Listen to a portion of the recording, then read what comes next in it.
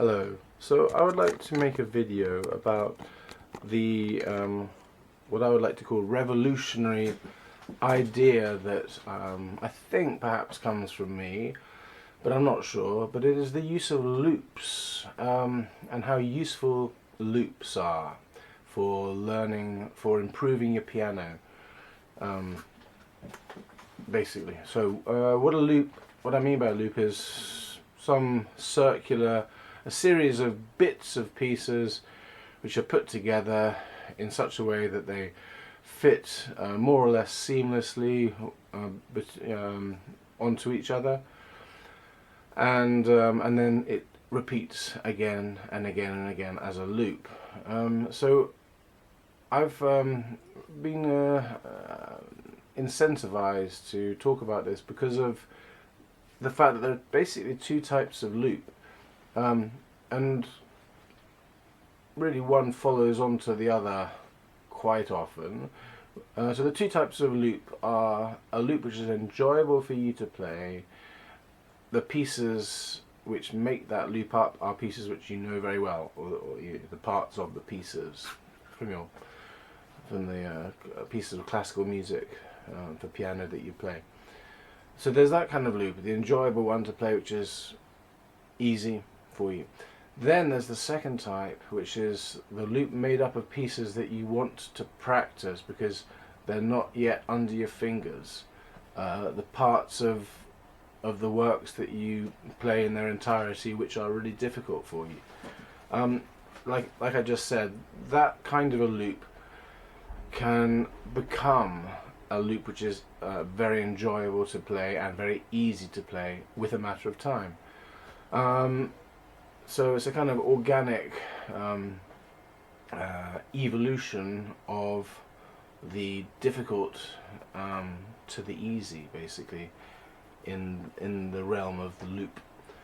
I don't, by the way, believe in macro evolution, which is the so-called evolution between species, which Charles Darwin promoted that theory in the 1860s. By the way, okay, so there we go. But I mean, I'm open to micro changes, so that could be called micro evolution. So, but within a species, such as the slight lengthening or shortening of the Galapagos finch's beaks.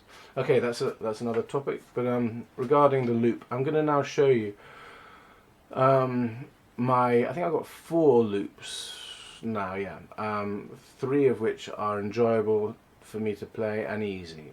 The new loop is made up of the bits that I'm finding really tricky to play in the pieces which I'm trying to learn. Okay, now those pieces, I'll just let you know, in case you can't see it you can't hear it when I play, are yeah, the Schubert number 4 impromptu, the difficult bit in the middle of that, and then the Rachmaninoff 18th Paganini variation, the middle bit of that, which is the difficult bit of that as well, for everyone. I mean, these 2 bits are the difficult bits of those 2 works, I think, for everyone.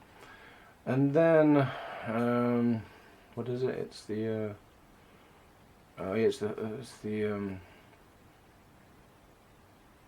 it's the Schubert impromptu number 1 of the D899 set, which is the most difficult impromptu.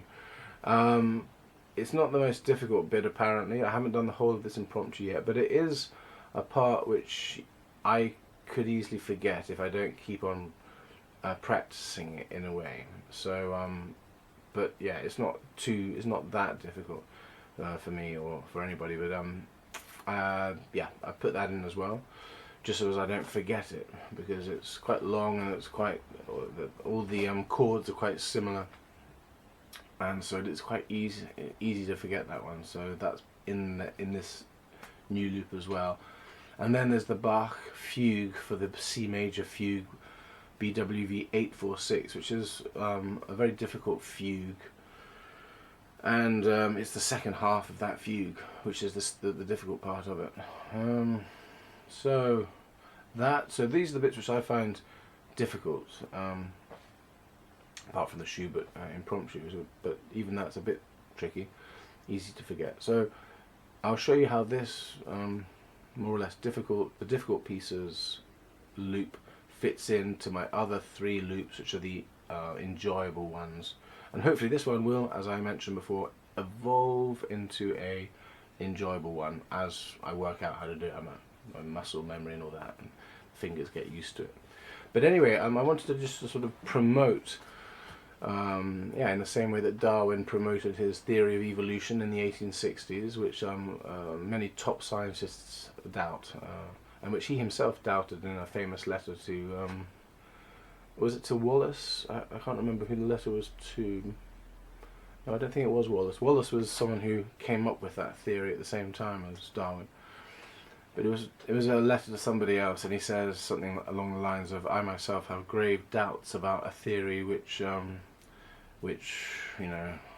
the one I'm proposing." Anyway, in the same way that he nevertheless promoted it to some extent, I think. Although apparently he was kind of reticent about it, so maybe he wasn't trying to get everyone to hear about it, but he told people about it. Obviously he wanted it to be known, his theory, so I would like my theory as well to be known, which is the theory of the loop, and how useful it is for a piano player. Hopefully my theory is not a spurious thing like Darwin's theory of evolution, his macro evolution theory anyway. So here we go. Enjoy, and hopefully I won't make too many mistakes. So it'll begin with an easy one, and then it'll go on to the difficult one, and then 2 more easy ones after that. All 4 of these loops are linked together with the Beethoven Opus 126 number 3 arpeggios, which sweep up and down, and that's that will begin it as well. Okay, so here we go. I won't enumerate the other pieces, but it does include a Tchaikovsky piece, Chopin pieces, Rachmaninoff pieces, and Beethoven is there, and Schubert's there, and the Bach now as well, the fugue. Okay, so here we go.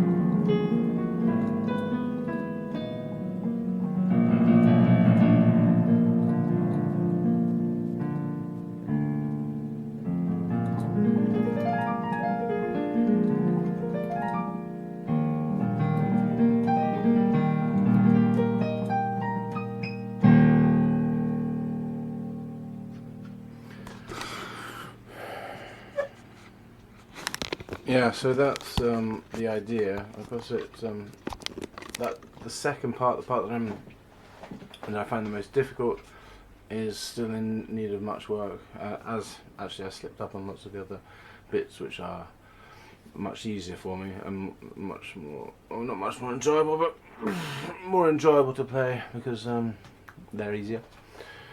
So yeah, but you got to keep practicing it. But I think it's really helpful for the hands. As I say, this is my version of Darwin's theory of evolution, except I hope my theory is a true theory as opposed to a false theory, which is what macroevolution is for sure. Yeah, loops are always good. some people loop in their heads, and they have the music going round and round in their heads, which I can't do that one. But I know that Tiffany Poon talks about that, so she does that. But of course she's a genius, and geniuses probably have that sort of thing happen to them. I imagine Beethoven, Schubert and Schumann and people like that probably have had that, and people today who are real geniuses have that sort of thing. But this is a different kind of loop. This is to improve your piano playing if you're a fun-loving amateur or an amateur-loving funster. Okay, thank you very much, and I hope this has helped you. All the best. See you next video. Bye bye.